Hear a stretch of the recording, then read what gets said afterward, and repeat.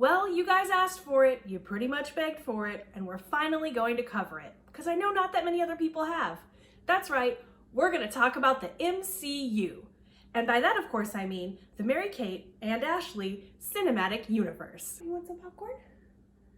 Do you want a piece of popcorn? There you go.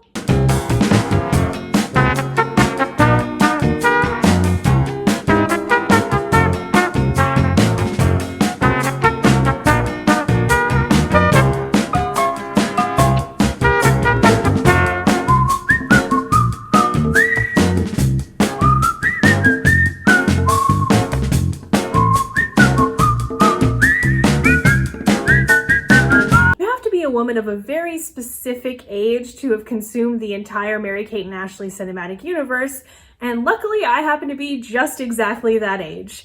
I was a huge Mary-Kate and Ashley fan from How the West Was Fun all the way through New York Minute, a movie where this happened.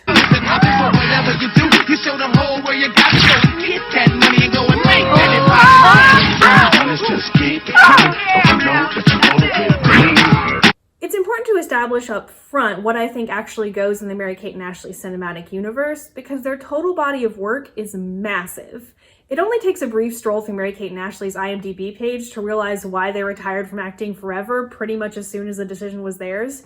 They made 14 full-length films, 3 live-action television shows, a cartoon, and 21 direct-to-video movies before they turned 18. So when I say cinematic universe, I will be including the direct-to-video features, even if they were only 30 minutes long, because to me, they are meant to be consumed like movies. And also, I really want to talk about the adventures of Mary-Kate and Ashley, and also it's my show, and I can do whatever I want. But I will obviously be excluding the television shows and the cartoon. If you're surprised to hear that Mary-Kate and Ashley made a cartoon, I do feel a little bit sorry for you because Mary-Kate and Ashley in action, ! Is pretty much the Room of 90s era children's cartoons. Here's an actual episode synopsis from the show. The girls go undercover as trapeze artists to find out why professional clowns attending an international circus convention are suddenly bickering with one another. They trace the mysterious personality change to a special soap created by Renee LaRouge, who hates clowns because they use grease paint for their face instead of her makeup. There's a talking dog with a bad Scottish accent that helps them solve crimes. One of the main villain's key personality traits is that he's obsessed with eating stinky cheese, and there's an episode where Mary-Kate and Ashley become his personal trainers with the understanding that he will become less evil if he loses weight. Anyway, that's not a part of the MCU. The 3 main components of an MCU movie are an exotic location, or at least a location that would seem exotic to a teenage girl from the Midwest, teen boys who are present at said location, and an extremely low-stakes problem for Mary-Kate and Ashley to solve. Also, they have to have like a bunch of montages. Every single teenage Mary-Kate and Ashley movie has multiple montage sequences. There's like one where they're trying on outfits, one where they're touring the city, maybe a couple where they're touring the city, and then one where they're like maybe learning something or discovering something. Their movies are only 90 minutes long. Montages are such a cheap way to pad out the script. Aw man, looks like I'm gonna have to change my outfit. But what to wear? We never can get high enough. Nothing here to hold me up. It's pretty cool to fall in love. It's kinda like a fall from space. What they call a fall from grace.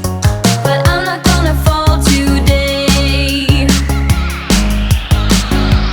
When you're up, you think you'll never go down, never go down.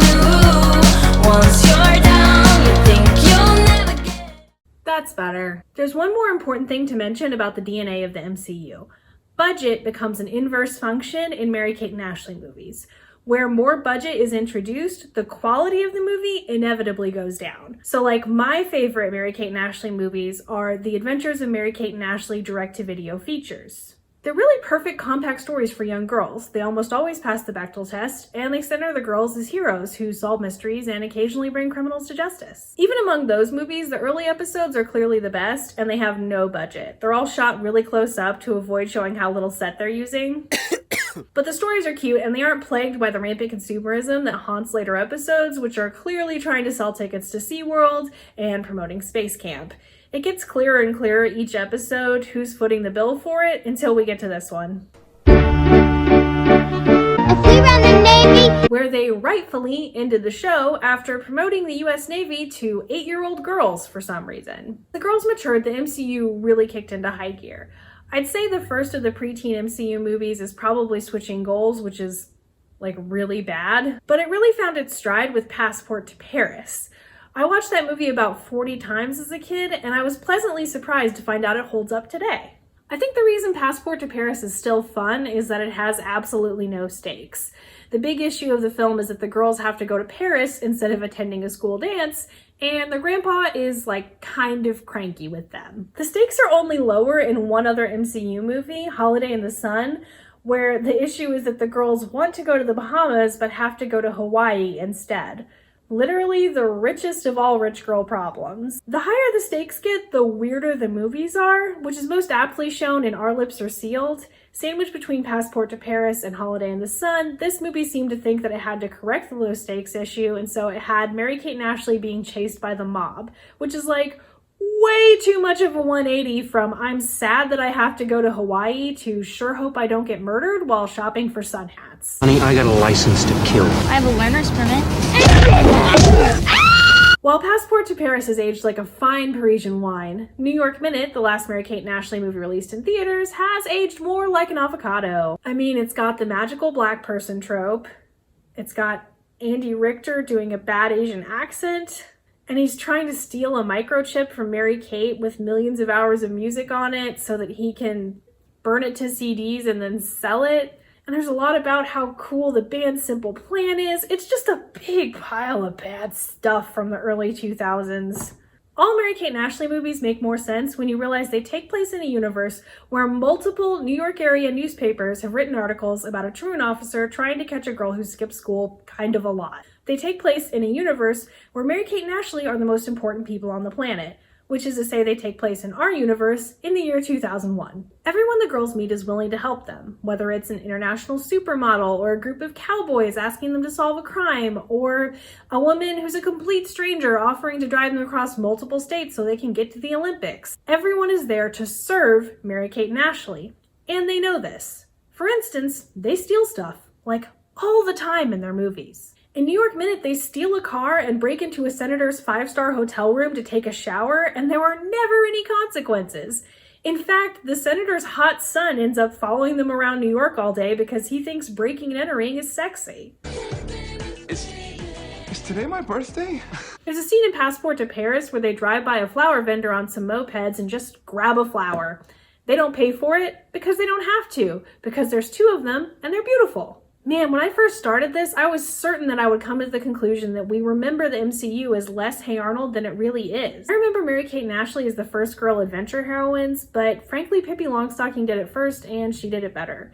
Mary-Kate and Ashley can actually empower young girls because they're just 2 beautiful young women in a world that's made to work for them. There's no struggle. And whenever the stories try to introduce some kind of struggle, they always end up going way too dark or getting weirdly racist, or, focusing so much on getting girls to buy stuff that there's no actual message of empowerment or self-love or any kind of message at all for the viewer. The message of the movie ends up being just, wouldn't you like to be Mary-Kate and Ashley? And heck yeah, any teen girl would. And the reason they do that is because even if they're not selling you anything on screen, it'll make you want to buy whatever Mary-Kate and Ashley are selling you off screen. And boy, were they selling you stuff off screen. They had a clothing line, a jewelry line, a perfume line, a makeup line. For a while there, anything a young girl wanted to buy definitely had the words Mary-Kate and Ashley stuck on it somewhere. It kills me to say it, but I don't think I can declare the MCU overall Hey Arnold. Guys, it's not Hey Arnold. This is the season finale of Rewind Rethink, and boy have we had some good times. Can I get a montage of some of the good times we've had? We never can get high enough. Nothing here to hold me up. It's pretty cool to fall in love. It's kinda like a fall from space. What they call a fall from grace.